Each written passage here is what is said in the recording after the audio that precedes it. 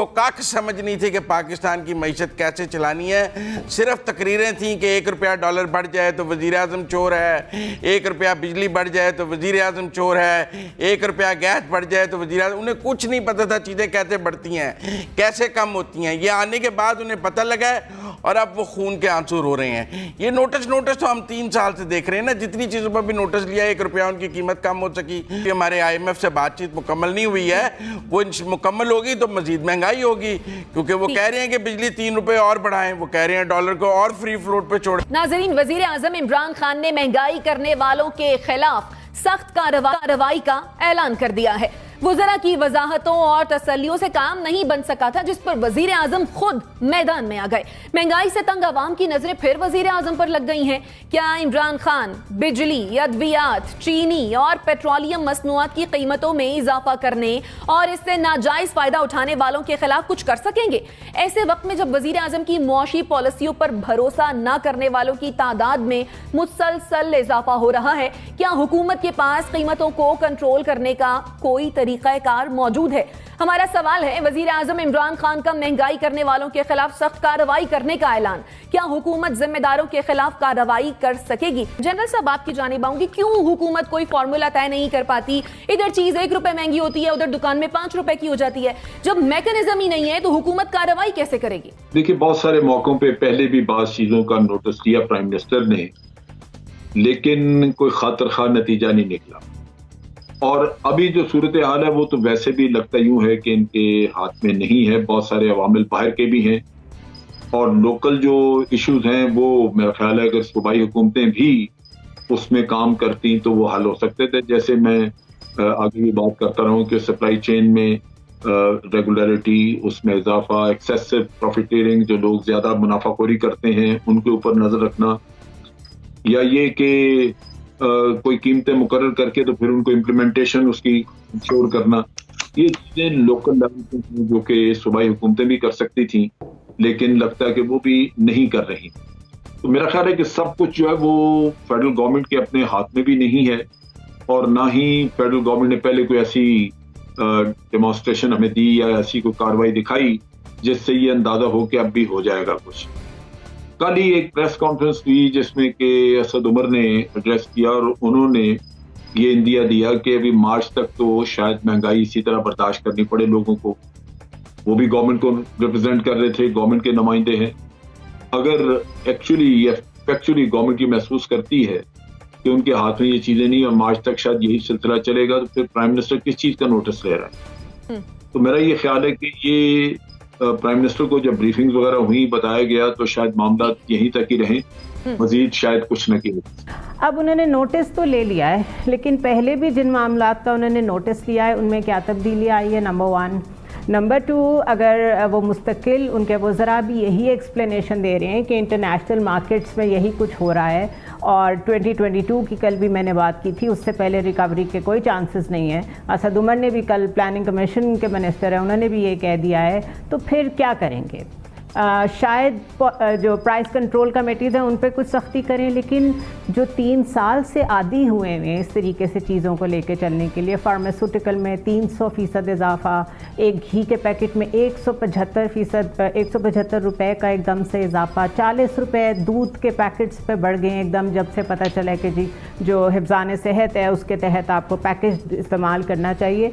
जिस चीज़ को लें आप उसमें महंगाई पीक पे गई हुई है 100%। कैसे कंट्रोल करेंगे? क्या मैकेनिज्म है? नोटिस लेने से क्या होगा? अगर ब्रीफ भी कर देते तो शायद हम बेहतर बात कर पाते। लेकिन मेरा नहीं ख्याल कि एक जानिब ये कहना कि इंटरनेशनल इंडिकेटर्स ठीक नहीं है और दूसरी जानिब ये कहना कि हम सब्सिडीज़ देंगे, जबकि फवाद चौधरी कल कह रहे थे कि हम सब्सिडीज़ नहीं देंगे और IMF की भी ये शर्तें हैं कि सब्सिडीज़ पहली की दी हुई भी वापस लें। तो मुझे तो ये काफ़ी एम्बिगुअस सा बयान लग रहा है। आई डोंट नो कि क्या इसका फ़ायदा होगा।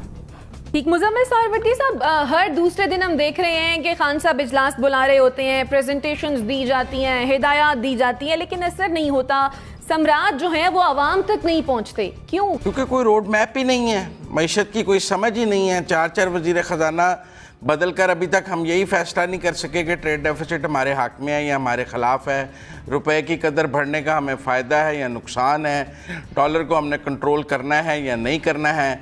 हम यही नहीं साहब, हम हेल्थ कार्ड दे रहे हैं और दवाइयाँ 300% महंगी कर रहे हैं, खुद ही नफ़ी करी जा रहे हैं। उस हेल्थ कार्ड से दवाइयाँ तो नहीं मिलनी है, दवाई तो आपने खुद ख़रीदनी है जाके। इसी तरह मैं समझता हूँ कि महंगाई आप सारा सूबाई हुकूमतों पे मत डालें।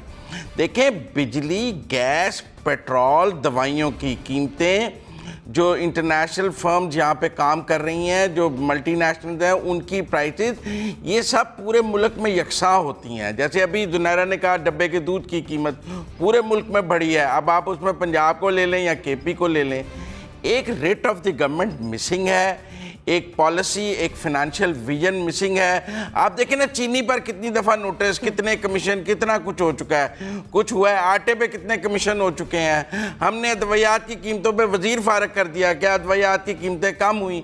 अब भी हम चीनी के टेंडर कर रहे हैं और टेंडर कैंसिल करते जा रहे हैं। कभी कहते हैं बम्पर क्रॉप है, कभी इंपोर्ट करना शुरू कर देते हैं, कभी एक्सपोर्ट करना शुरू कर देते हैं, फिर बाद में इंपोर्ट करना शुरू कर देते हैं।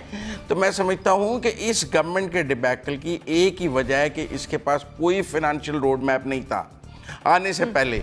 इसको काक समझ नहीं थी कि पाकिस्तान की मईशत कैसे चलानी है। सिर्फ तकरीरें थीं कि 1 रुपया डॉलर बढ़ जाए तो वज़ीर आज़म चोर है, 1 रुपया बिजली बढ़ जाए तो वज़ीर आज़म चोर है, 1 रुपया गैस बढ़ जाए तो वज़ीर आज़म। उन्हें कुछ नहीं पता था चीज़ें कैसे बढ़ती हैं, कैसे कम होती हैं। ये आने के बाद उन्हें पता लगा है और अब वो खून के आंसू रो रहे हैं। ये नोटिस तो हम 3 साल से देख रहे हैं ना, जितनी चीज़ों पर भी नोटिस लिया 1 रुपया उनकी कीमत कम हो सकी।